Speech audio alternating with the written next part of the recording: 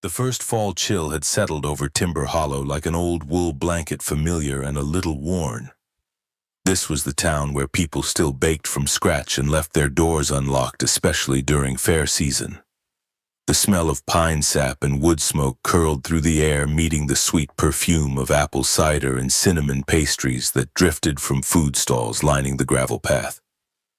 Colorful banners hung from rough-hewn poles, fluttering softly in the breeze that carried the scent of fresh-cut lumber. Children raced through the crowd, faces painted like raccoons and tigers dragging cotton candy that stuck to their fingers.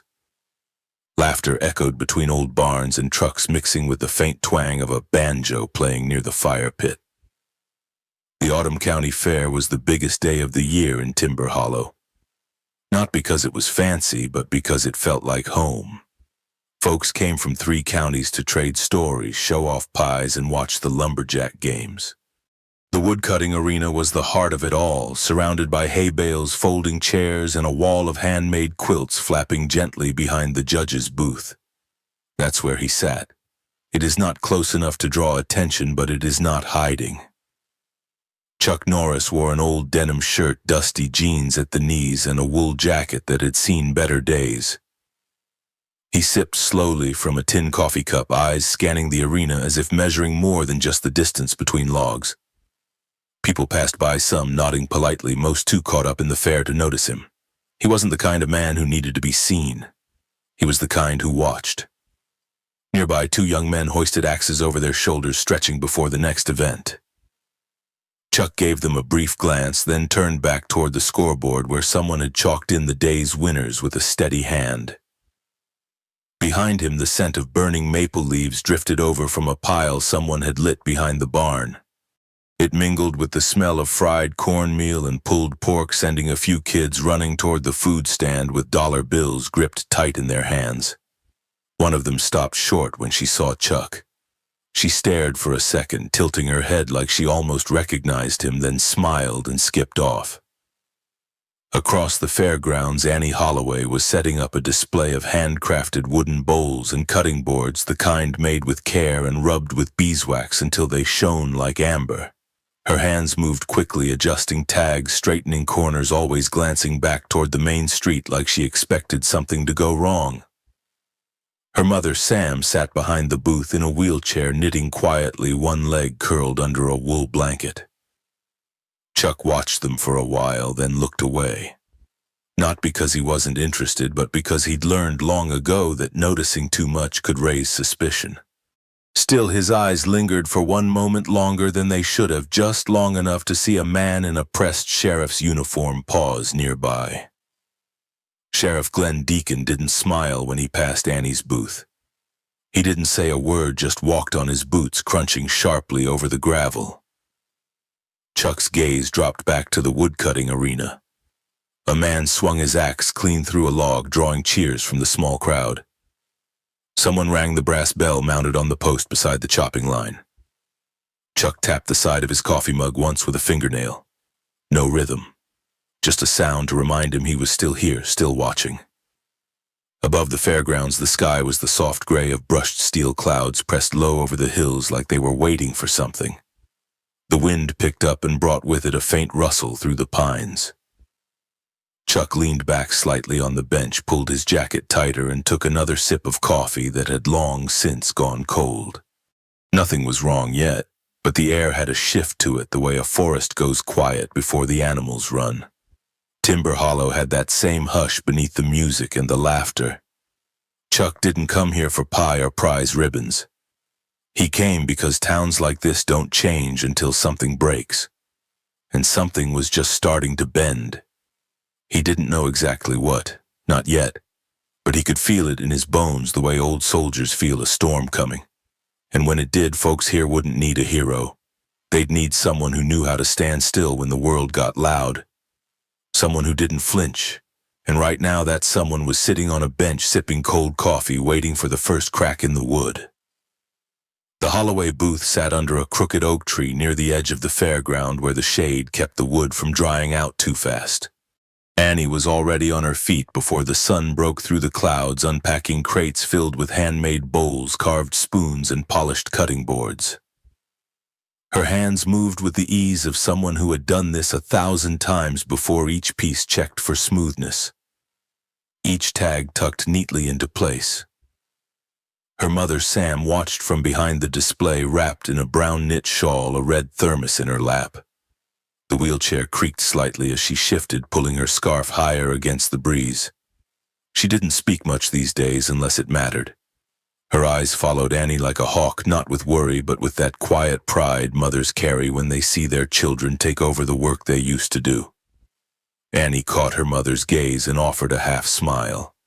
She didn't say anything either, just kept arranging the last of the salt cellars near the front edge, then wiped her hands on the back of her jeans. The fare was already starting to pick up. You could hear the tinny sounds of the ring-toss game clanking against jars and the pop of kettle corn bursting from metal drums. Across the path, old Mr. Timmons was arguing gently with his wife over who had the better pumpkin pie. They'd entered separate pies in the bake-off every year for almost 3 decades and had never once admitted a tie. Down near the livestock pens, the Jenkins boys were chasing a runaway goat, their laughter spilling out between fits of breathless panic. Their father just leaned against the fence and shook his head, holding a corn dog like he'd seen it all before. Annie glanced over at her neighbors' booths, nodding to folks she'd known since childhood. The Harrington twins sold beeswax candles in glass jars with labels handwritten in gold ink. Bethany Carver offered hand-stitched quilts and jars of pickled carrots, each one sealed with red-checked fabric and twine. Everyone had a place here, and that was the way Timber Hollow liked it. Nobody needed to be rich or important. You just needed to show up, pitch in, and not give anyone a reason to doubt your word. But that comfort didn't extend to everyone. Sheriff Glenn Deacon walked the grounds like he owned the soil beneath his boots. His hat tilted just enough to cast a shadow over his eyes, badge polished to a shine, and hands resting too casually near his belt. He stopped near Annie's booth, didn't say a word, just gave a small nod and kept moving. He didn't smile. He rarely did unless there was someone important around. Folks respected him because he kept the roads clear during snowstorms and broke up the occasional fight at the lumberyard, but no one talked about him when he wasn't in the room. And when he did speak, they listened more to what he didn't say than what he did. Annie felt her back stiffen when he passed, but she didn't look up. Sam's eyes narrowed slightly, but her mouth stayed still. Deacon's footsteps faded down the gravel path, and just like that, the moment passed. The fair returned to its rhythm. A little girl ran up holding a wooden birdhouse too large for her to carry with ease, but beaming like it was the crown jewel of the day. Chuck, still sitting near the arena, watched all of this unfold with a stillness that felt carved from stone. He didn't know these people yet, but he could read them like terrain. The old woman in the chair had strength in her spine, the kind that didn't bend easily. The daughter was sharp, careful, and too quiet for someone her age. And the sheriff had power, but not the kind that earned respect. It was the kind you borrowed, the kind you eventually had to pay for. The fair rolled on. Kids lined up for candy apples. A local band strummed old country tunes near the feed barn, voices rough but sweet. People lingered by the booths, buying things they didn't need, because that's what you do when you love your town. You support it, one spoon at a time. Sam reached into her bag and pulled out a folded paper, an old photograph of her late husband in front of the original lumber shop. Annie glanced down at it, then tucked it gently into a small frame behind the table. She didn't talk about her father much. He'd died when she was 16. His heart had given out after a long shift cutting beams for a new church roof. They said he worked until the very end. Some men do that.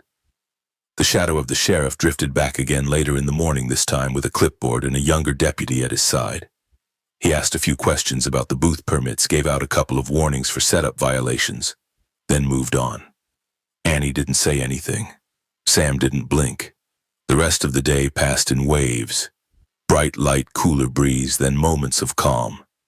Chuck never moved from his seat. He didn't have to. He already knew more than most folks here would realize until it was too late. But for now, Timber Hollow still breathed like a town untouched. the kind that believed in second chances and the good in people. And that was what made it worth watching. Late in the afternoon, the light shifted. It wasn't anything dramatic, just a slight change in how the sun filtered through the pine trees along the ridge. The shadows stretched longer across the fairgrounds and the breeze picked up a little more weight. Chuck leaned forward on the bench, resting his elbows on his knees, eyes narrowing at something just past the row of tents near the livestock pens. They didn't look like locals. 3 men maybe in their early 40s, all dressed a touch too clean for a lumber town. One wore mirrored sunglasses despite the clouds, and another had a coat that was too new for the dust in Timber Hollow. They walked with the kind of confidence that didn't match the fair's rhythm. The sort of confidence that came from being somewhere they thought they could control. Chuck watched them step through the crowd, hands in pockets, heads tilted in toward each other. They weren't here for corn dogs or hand-carved ornaments. They were scanning the place like they were taking inventory. One of them stopped near a map of the fairgrounds, but it was clear that it wasn't what he was interested in. From behind the kettle corn stand, Sheriff Deacon appeared. He didn't smile, he didn't wave. He just approached the men like they'd been expecting him, said something low and quick, then gestured toward the gravel path that led behind the storage barn. The outsiders followed without a word. Chuck stood up. He didn't move quickly, just took his cup, dumped the last inch of cold coffee into a nearby barrel, and walked across the grass like a man looking for shade. His boots crunched softly over the edge of the walking path, and he kept one eye on the barn. The conversation had shifted to whispers. The men huddled in a tight circle, Deacon at the center, his voice calm but pressed low. Chuck stopped near a stand selling smoked jerky. From there he could see the men more clearly. One of them pulled something from his jacket. It looked like a folder worn at the edges. He opened it halfway and pointed at something inside. Chuck saw the edge of yellowed paper and the faint glint of plastic over a protective sleeve. Whatever it was, Deacon seemed interested. He leaned in, arms crossed, eyes locked on the page like it held the answer to a question he wasn't ready to say out loud. Then he nodded once, not slow, not fast, just enough to confirm something. The folder was closed. It vanished back into the man's coat. The 3 of them turned without speaking again, blending back into the crowd. Deacon adjusted his badge and walked the other way, straightening his shoulders before rejoining the fair as if nothing had happened. Chuck stayed where he was. He didn't follow. He didn't need to. He'd seen what he needed to see. Not details, not names, just the posture, the silence. The way those men walked was as if they already owned the ground beneath their feet. That kind of confidence never came without a price tag. He walked back toward the arena, slower this time. The sound of children laughing rolled out from behind the funnel cake stand, breaking the stillness like birds scattering after a shot. Someone announced the next round of axe throwing over the loudspeaker, voice full of cheer, oblivious to the shift in the wind. Chuck sat again on the same bench in the same quiet spot near the woodcutting line, but now his back was straighter. His eyes didn't drift toward the contestants. They stayed fixed on the path behind the barn, on the space where the men had stood. He didn't know what was on that map, but whatever it was, it didn't belong at a county fair. Somewhere behind him, Sam Holloway was telling a customer about the grain pattern on a serving board. Annie was helping a teenager decide between 2 rolling pins. Their world still turned like everything was fine. Chuck didn't want to interrupt that. Not yet. But as the sun dipped lower and the air turned colder, something settled into the pit of his stomach. A quiet knowing, the kind you can't shake. He didn't believe in trouble for the sake of it, but he'd learned that when strangers came whispering to men with power, it never ended clean. And Timber Hollow felt too peaceful for its own good. It happened just after noon, when the sun was warm enough to draw the crowd closer to the stage. The pie-eating contest had ended, and a line of children waited near the edge of the wooden platform for the next event to begin. Parents stood nearby, chatting and sipping cider, eyes drifting toward their kids, with the kind of casual watchfulness that comes when nothing ever goes wrong. Then came the crack, Not loud, not sharp, just the dry snap of something giving way under pressure. A heartbeat later, one corner of the stage dropped 6 inches. Screams followed high and panicked as the platform buckled and sent a group of children tumbling. Dust rose into the air. A table flipped. Someone shouted for help. Chuck was already on his feet before the second board split. He moved through the crowd with calm steps, not running but not wasting time either. By the time he reached the edge of the platform, people had gathered close, surrounding a little boy who clutched his arm and cried in sharp, shallow breaths. Blood dripped from a scrape along his temple. His mother knelt beside him, trying to hold him still. Sheriff Deacon arrived 2 minutes later, boots crunching hard over the gravel. His voice cut through the noise, sharp and commanding. He ordered the area cleared, called for the first aid tent. Then, without missing a beat, he turned toward Annie Holloway's booth. He asked her who supplied the wood for the platform. Annie froze. She looked from the broken boards to the sheriff, then back again. She said it had been built by volunteers, that her shop had donated a few planks weeks ago, but they'd been solid and pressure-treated. She'd checked everyone herself. Sam, still in her chair, said nothing, just watched with tight eyes and a clenched jaw. Deacon didn't accuse her directly, not yet, but the words came close. He asked if she had paperwork. Suppose she'd tested the wood. Suppose anyone else had access to her supply. Annie tried to answer, but her voice stumbled and the murmurs around her grew louder. Chuck stepped past the sheriff and crouched near the edge of the platform. He ran his hand along one of the broken beams. The grain was uneven, splintered from the inside out. He tugged at a loose board and saw the end crumble between his fingers, too dry, too soft, not her wood. He said nothing to the crowd, just stood and turned toward Annie, giving her the smallest nod. She didn't return it, but the tension in her shoulders eased by half a breath. Deacon noticed. The sheriff moved closer, lowered his voice, and said something Chuck didn't respond to. Chuck just looked past him at the far end of the platform where the damage had started. Then he stepped back and disappeared into the shifting crowd without another word. People talked for the rest of the afternoon. The boy was taken to the clinic with a fractured arm and a mild concussion. Word spread fast, faster than facts ever could. By sunset, folks were already whispering that Annie's shop had cut corners. That maybe the Holloways weren't as careful as they claimed to be. That small businesses sometimes got sloppy. No one said it loud, not yet. But in Timber Hollow, it didn't take much to tip the balance.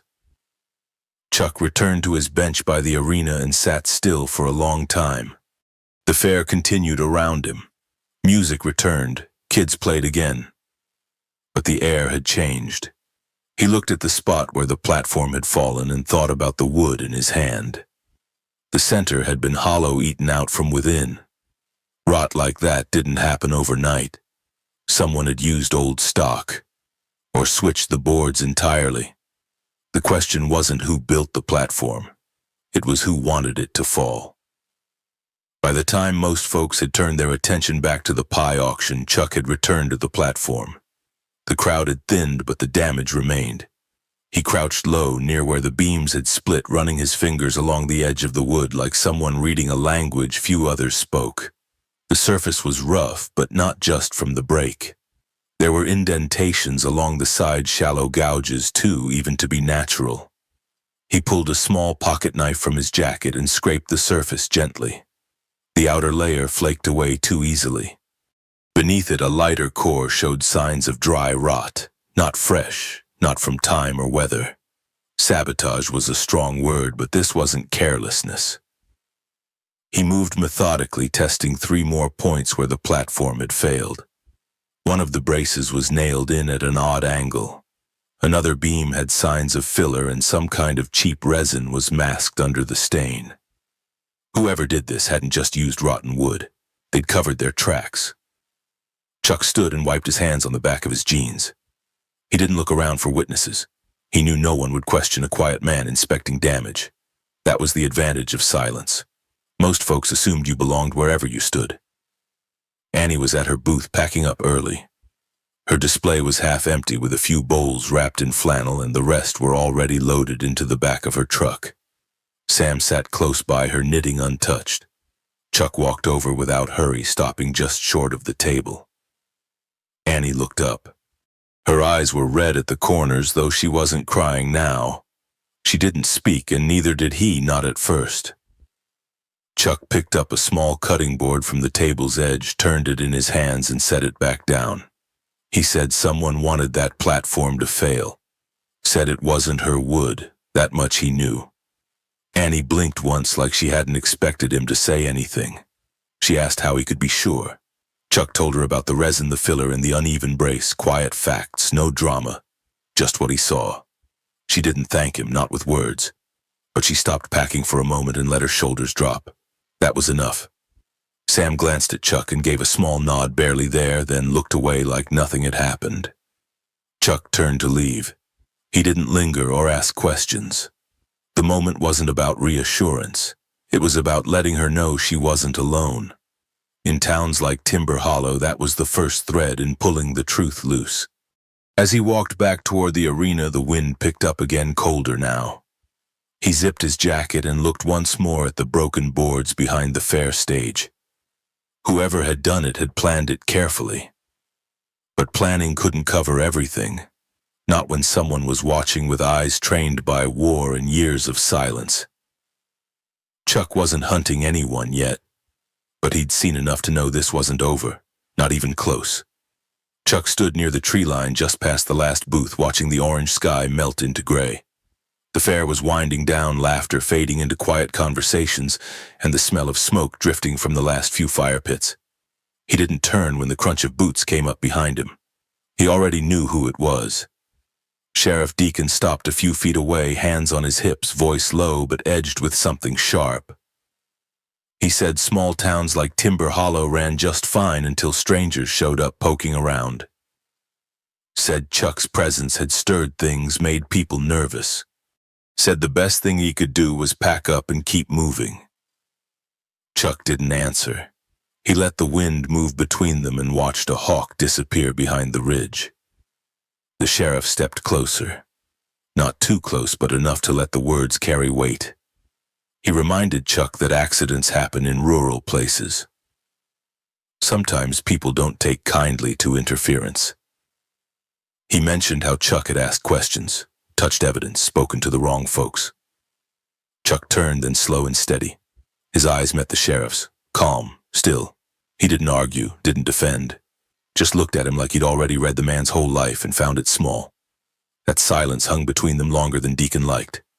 The sheriff shifted, cleared his throat, said something about respecting the local authority, that if Chuck didn't want to be a problem, he'd know when to walk away.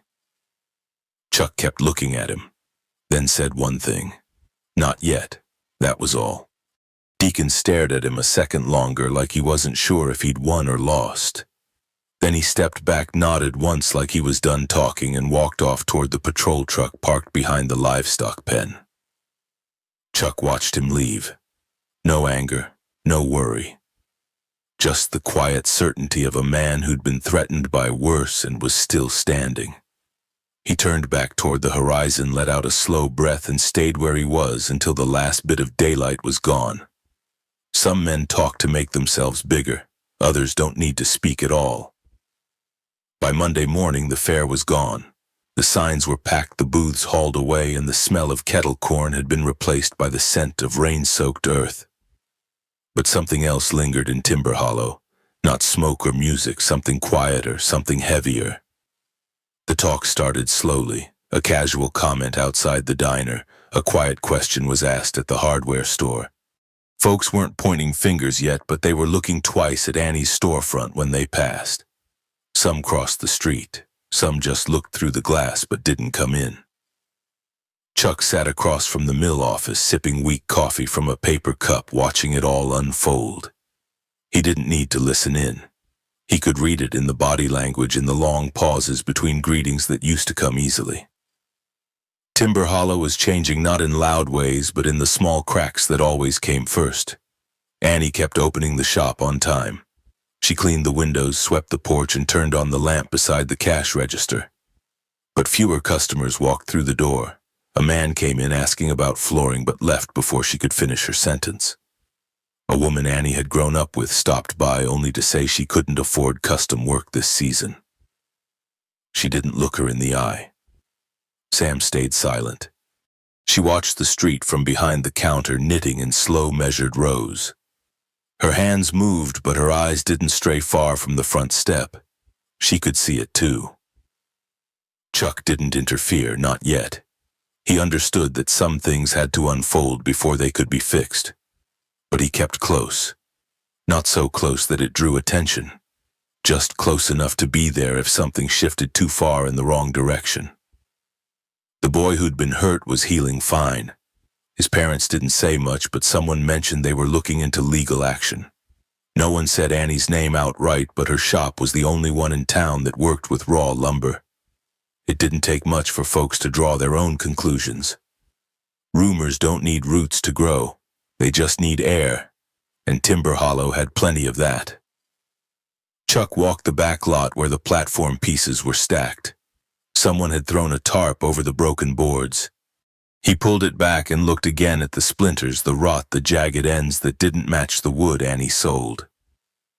It was deliberate, every inch of it, but whoever did it didn't want to hurt the town. They wanted to isolate her, blame her, make her the problem. Chuck had seen it before in different places under different flags, divide and distract, set fear loose, and people turn on the ones who stand alone. That's where Annie was now, alone. Chuck folded the tarp back in place and walked away, the gravel crunching steadily under his boots. The sky was dark with rain coming, and Timber Hollow felt colder than it should have for September. The kind of cold that didn't come from the weather, the kind that came from doubt. The first sound was glass breaking, not loud, just a short, sharp crack from the front window of Annie's shop. Then came the heavy thud of boots on the porch and the creak of the door swinging open without a knock. Inside, Sam reached for her cane, but Annie stepped in front of her, holding her ground even as the voices rose. 3 men stood in the doorway with rough clothes, work boots, and caps pulled low. Faces familiar enough to belong here, but twisted just enough to look out of place. One of them picked up a wooden bowl from the front table and tossed it to the floor. It didn't shatter, but it cracked, hard splinters skimming across the rug. They said they just came to ask questions. The said folks were nervous, said it didn't feel right for Annie to keep doing business after what happened at the fair. One man stepped closer, close enough to cast a shadow across her boots. He grinned like he didn't expect her to fight back. Outside, the wind picked up. Somewhere down the street, a truck backfired. Nobody looked that way. Chuck had been across the lot, sitting in his truck engine off, watching the light fade through the branches. He heard the glass. He didn't rush. He opened the door, stepped out, and walked down the street like it was any other evening. Quiet, measured. The bell over the shop door jingled just once before going still. The men turned. They didn't know his name. Not really. But they recognized something in the way he filled the doorway. He didn't speak right away. He just looked at each of them one by one, as if he were measuring the weight of what they were about to do. The one who had thrown the bowl cleared his throat. Said it was private business. Said Chuck ought to move along. Said it with more air than muscle. Chuck stepped forward just enough to be between Annie and the 3 of them. His eyes didn't move. His hands stayed loose at his sides. He said one sentence. "You've said enough." That was all. It landed like a dropped anvil in the quiet room. Nobody moved.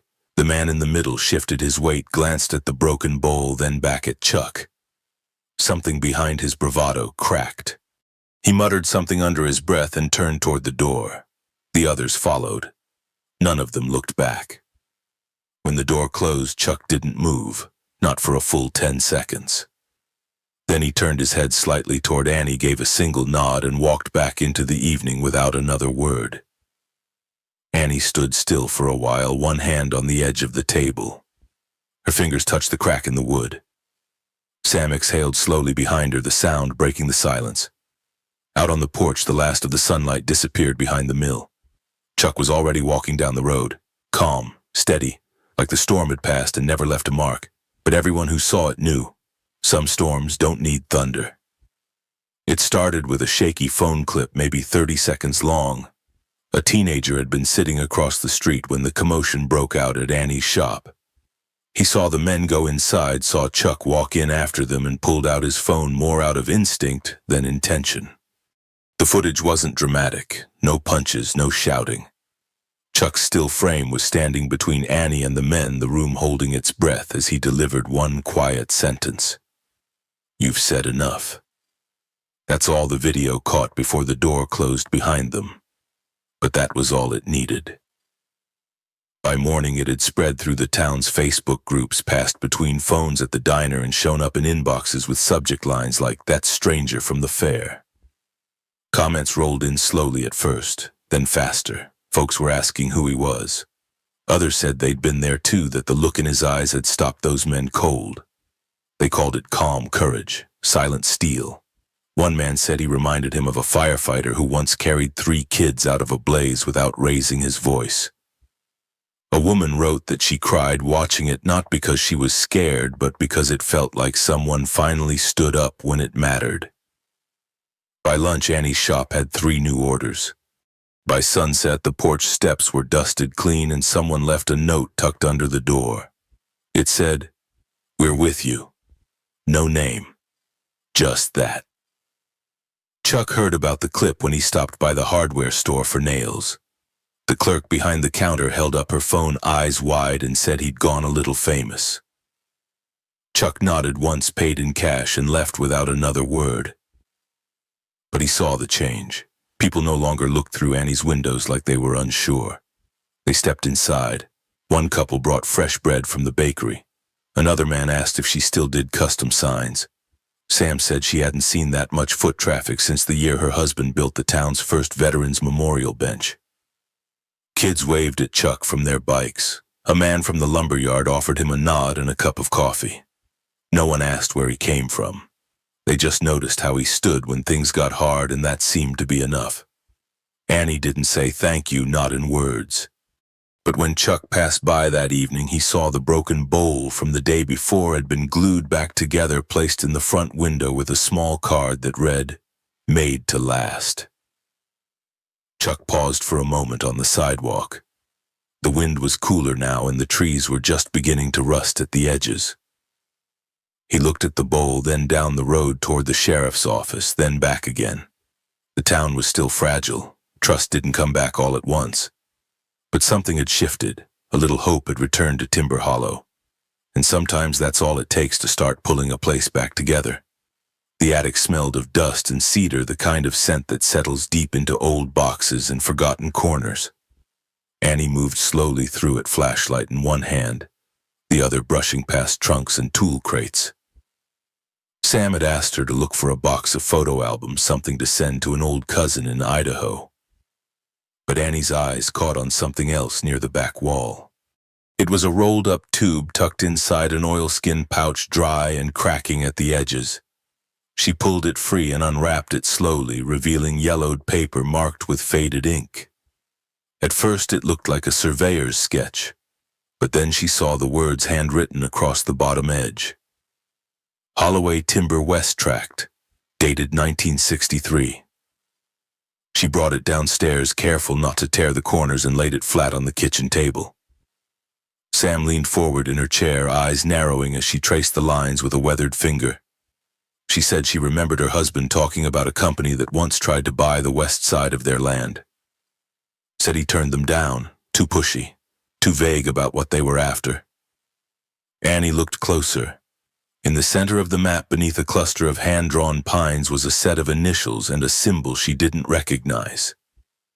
She snapped a picture and sent it to Chuck, asking if he'd ever seen anything like it.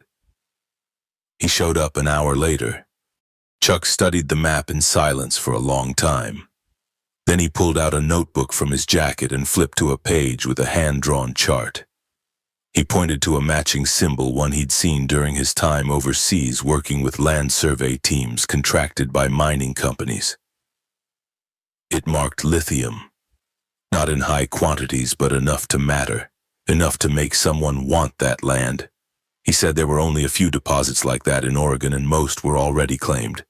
This one had probably been dismissed decades ago because extraction wasn't profitable then. But now, with prices soaring and tech companies hunting for every source they could get, it meant something, a lot. Annie sat back in her chair, hands resting in her lap. Sam looked at her daughter, then at Chuck, and gave a quiet, bitter laugh. Said no, they were being pushed. Said it was never about wood, it was always about what lay under it. Chuck nodded once. Said whoever was behind the sabotage knew exactly what they were doing. The fair incident was just step one, discrediting Annie. Cut her off. Make her desperate enough to sell. But now they had the map. And a reason to fight. No one spoke for a while. The rain tapped softly against the windows. Outside, the trees swayed like they'd known all along what the land was hiding. Annie looked at the map again, not with confusion this time, but with resolve. She wasn't going anywhere.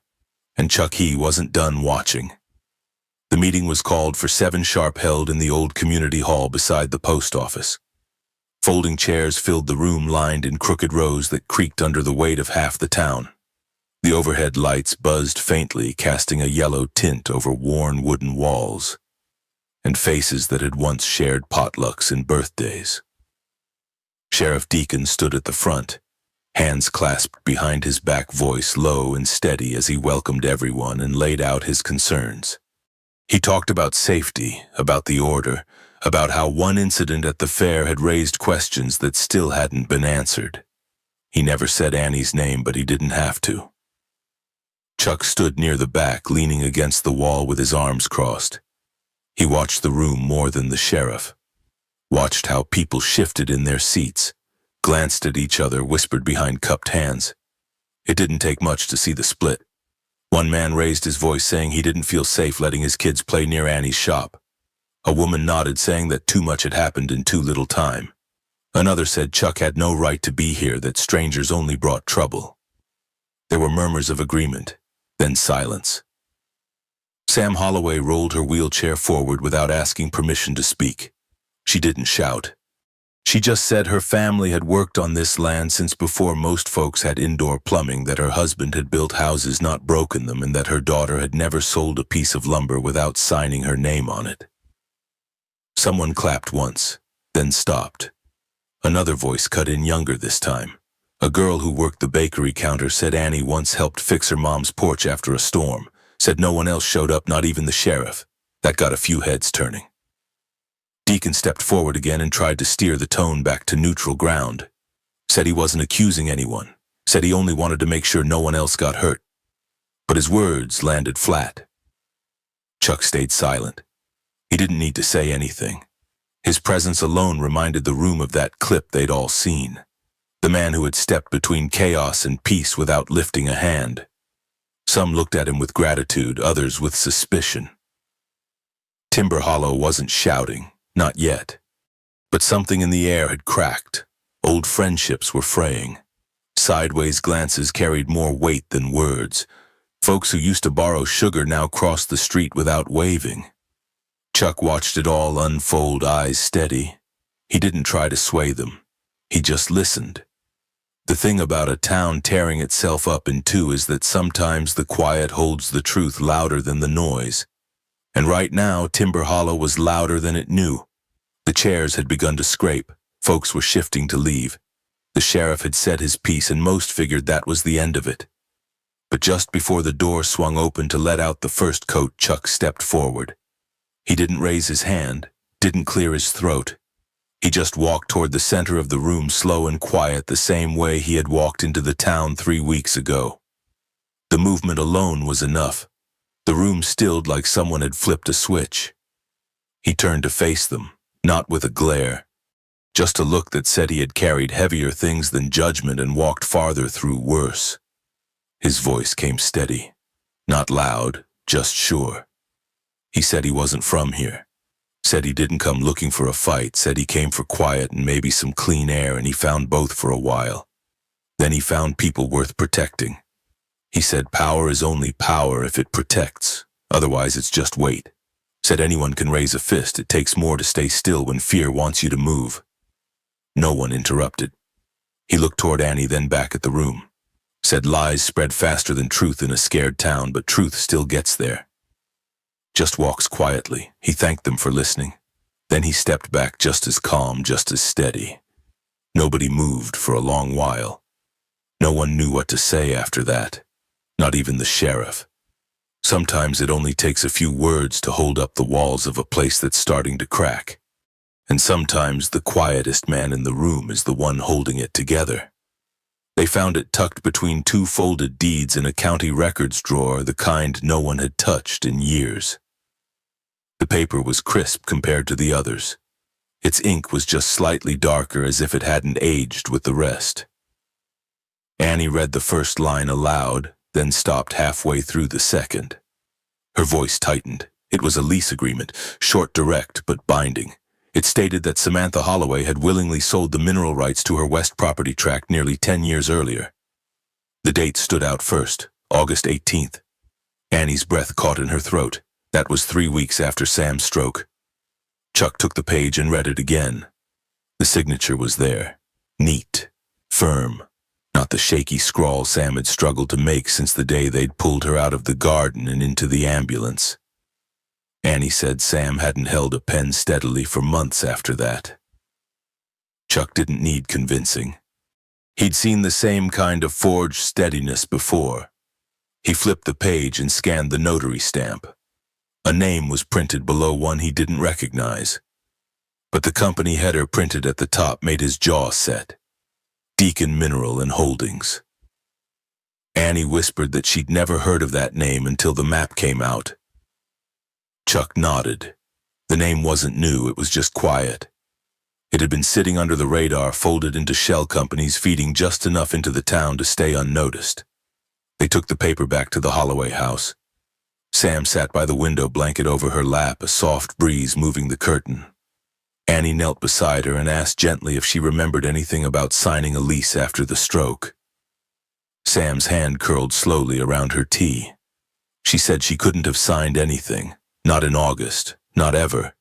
She said her husband once warned her to never sell anything under the ground. Chuck scanned the document again. Everything matched the official format. But there were tells. The notary wasn't local. The witness line was blank.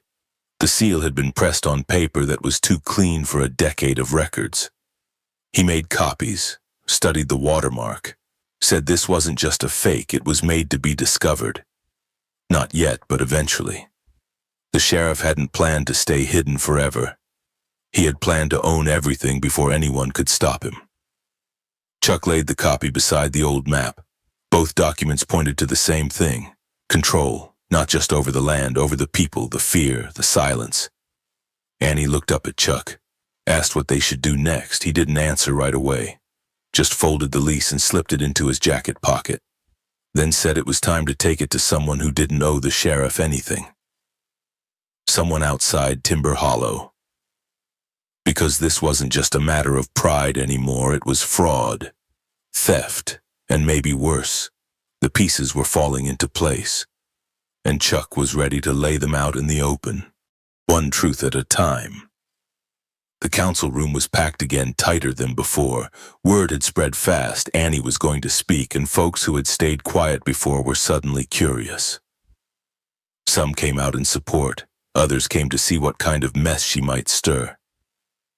She stood near the front with a copy of the lease in her hand, the folded page trembling just slightly at the edge.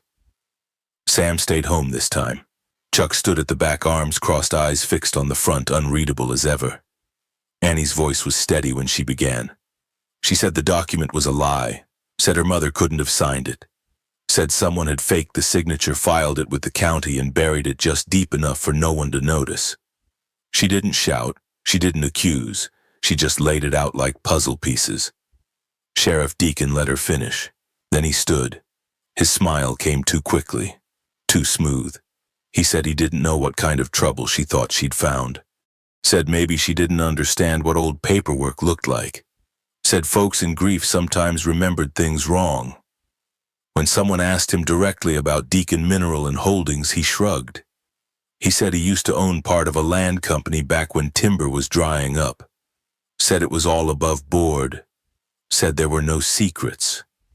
Then he looked across the room and let his tone shift. He called Chuck a drifter, said the town never asked for him. Men like that brought confusion and stirred stories. Said maybe this stranger had gotten into Annie's head. A few people nodded, not many, but enough to sting. Annie didn't back down. She held the lease up high and asked why a forged signature from 10 years ago matched handwriting her mother hasn't been able to produce since her stroke. She asked why the notary listed on the document didn't live anywhere in the county. She asked why a sheriff would deny knowing about a company with his name on the top of its filings. Deacon's voice dropped. She said she'd better be careful when making claims like that in public. Said words had weight. Said this town had seen enough division. Chuck didn't move, didn't speak, but his eyes didn't leave the sheriff's face. Annie looked around the room and saw some people staring at their shoes. Others met her gaze but stayed quiet. The weight of the room pressed in on her shoulders. She didn't cry, didn't fold the paper. She just lowered her arm, took a breath and said, "The truth doesn't stop being true just because power says it isn't."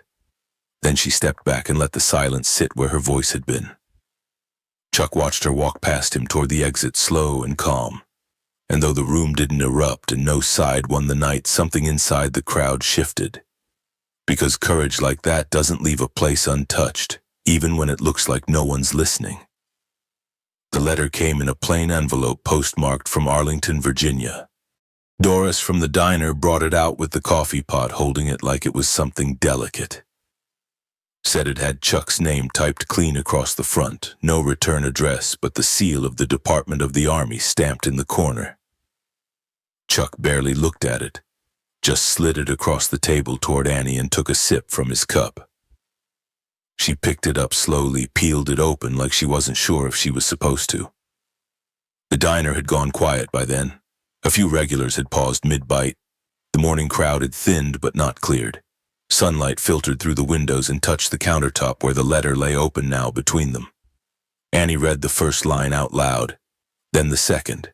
It was a verification document. Standard official, dry on the surface but full of weight. It listed Chuck's full name followed by his rank. Master Sergeant. Then came the dates. 21 years served. 7 overseas tours, 2 Bronze Stars, 1 Silver Star. There was more. Commendations for leadership. Citations for peacekeeping under fire. A brief line about a unit extraction that saved lives no one else could have saved. Annie stopped reading for a second. Chuck didn't move. Just stared out the window like he wasn't even there. Then she finished. The letter confirmed active duty retirement, honorable discharge, and full verification of identity and service. It ended with a typed name and rank from the department along with a direct contact for follow-up. No one clapped. No one said a word right away. But the air changed. The same man who had been called a drifter last week was now something else, something solid, something seen. Norris stepped forward and refilled Chuck's cup without asking. The old man by the door cleared his throat and stood like he'd forgotten how to sit. Annie folded the letter carefully, hands steady now, and slid it back across the table to Chuck. He nodded once. No smile, no thanks. Just a quiet look that passed between them like an old coin. Whatever folks had thought before, they were thinking something else now. Chuck had never asked for trust. He had earned it long before he walked into Timber Hollow. The meeting was held in the same old hall, same folding chairs, the same overhead lights cast that quiet yellow glow. But this time the air felt still, like the town had paused mid-breath. Chuck stood near the back wall in the same spot as always. Annie sat 3 rows up, Sam by her side, wrapped in a shawl, in silence. The council table was full. No empty seats, not tonight.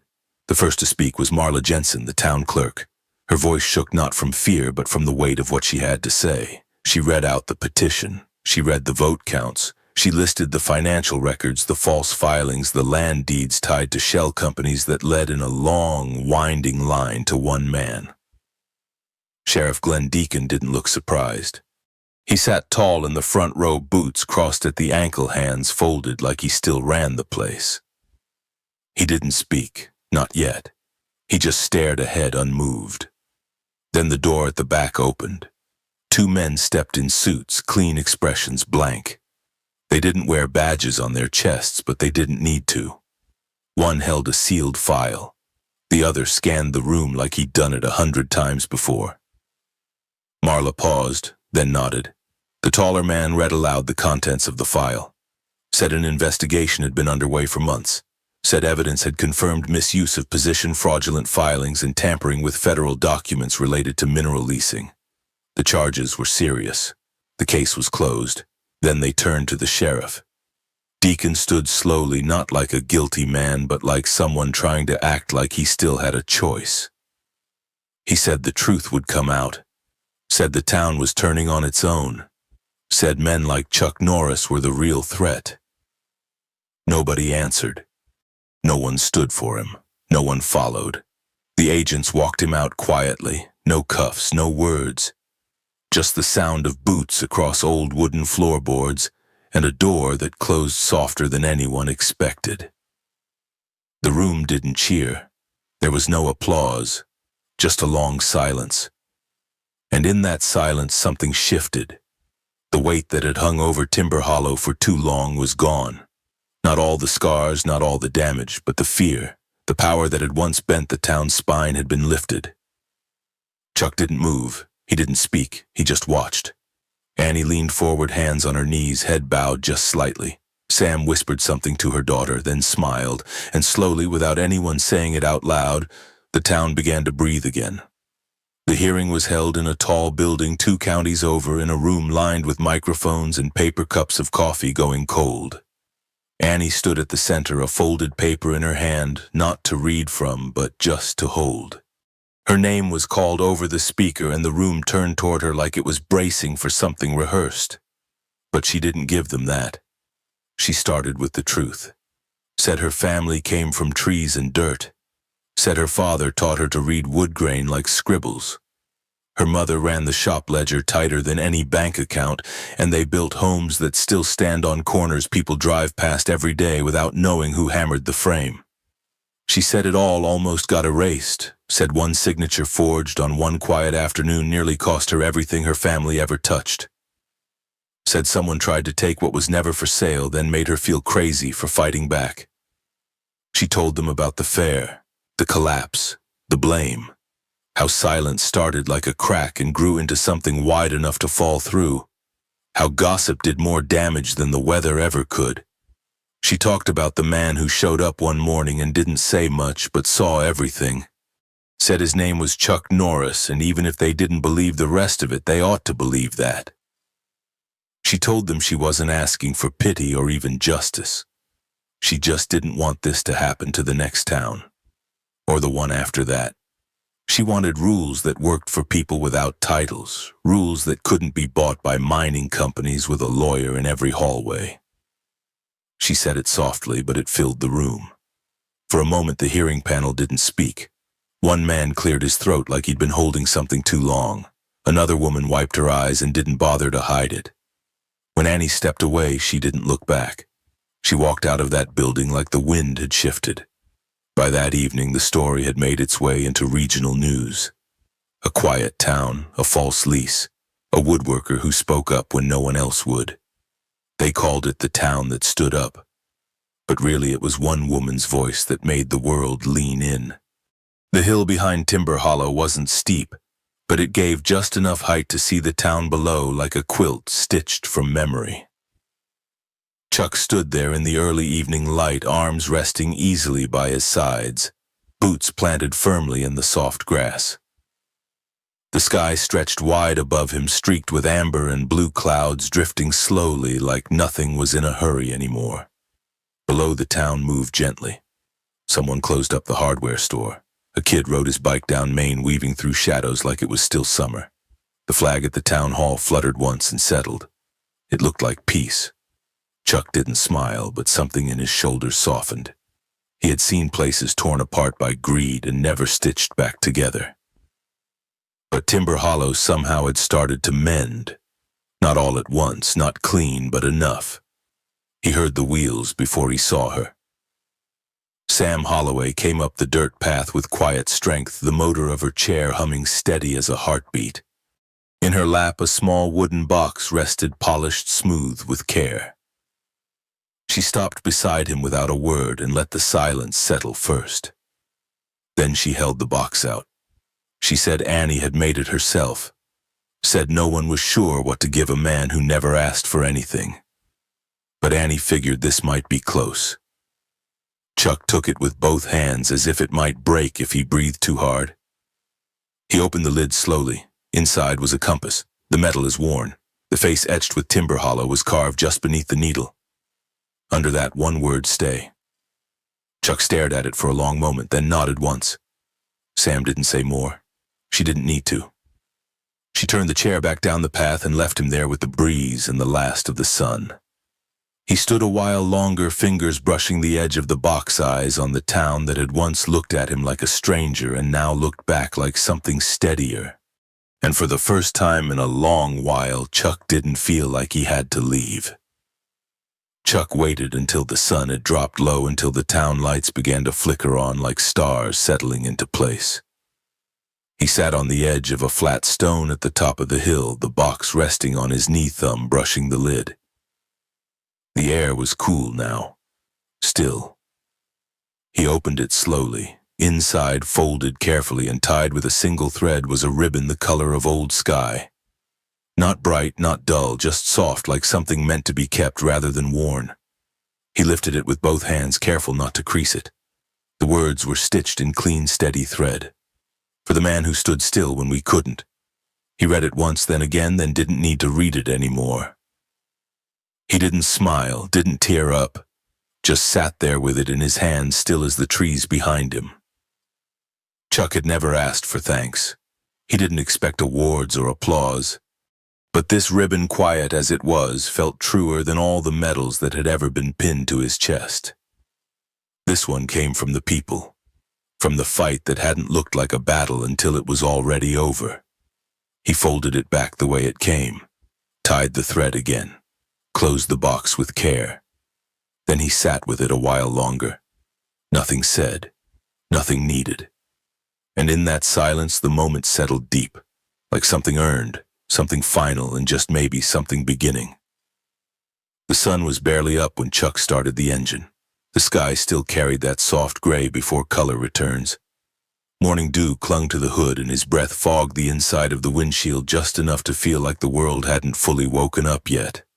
He didn't leave a note, didn't say goodbye. He had packed the night before, not much to bring. Just the box Annie gave him, the ribbon inside, and a few worn shirts folded tight with military neatness. The old truck rolled out of Timber Hollow like it had always known the way. No one stood on the sidewalk, no doors opened. But he felt it, the quiet weight of a place that had changed. The road wound through pine and ash, then stretched into open hills. Light broke through in long slants, brushing the tops of trees and making everything gold for a moment.